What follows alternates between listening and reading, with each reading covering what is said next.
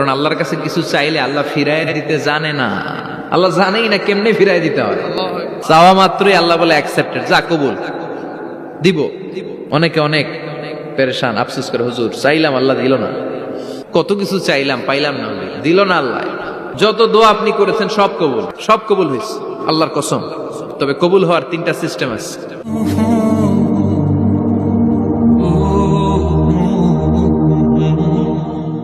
দোয়ার ইংরেজিতে বলে সাপ্লিকেশন। সাপ্লিকেশন is the weapon of believers, এটা বিশ্বাসীদের অস্ত্র। সবকিছুর কারামতি যেখানে শেষ, দোয়ার কারামতি ওইখানে।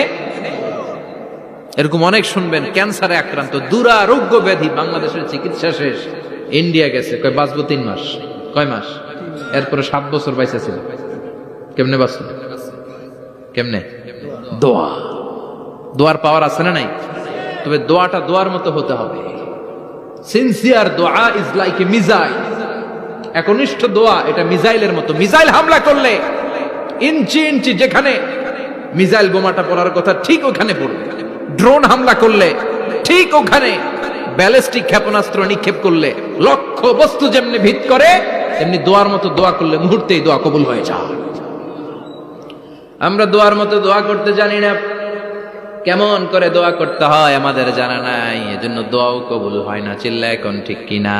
কিন্তু আল্লাহ ওয়াদা দিয়েছেন, উজিবু দাওয়াতাদ দাঈ ইযা, আমার বান্দা দোয়া করলে আমি দোয়া কবুল করি, আমার বান্দা চাওয়া মাত্র আমি কবুল করে নেই। সুবহানাল্লাহ পড়েন।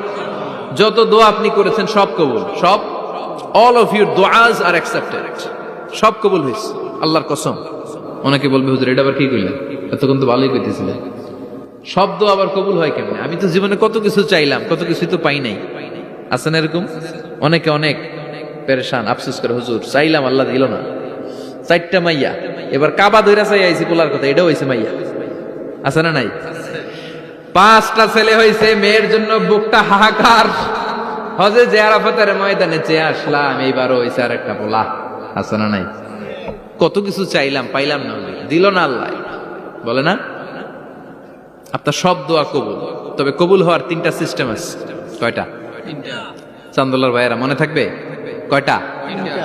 আপনি যত দোয়া করছেন সব কবুল, কারণ আল্লাহর কাছে কিছু চাইলে আল্লাহ ফিরায় দিতে জানে না, আল্লাহ জানেই না কেমনে ফিরায় দিতে হয়। সুবহানাল্লাহ কোন?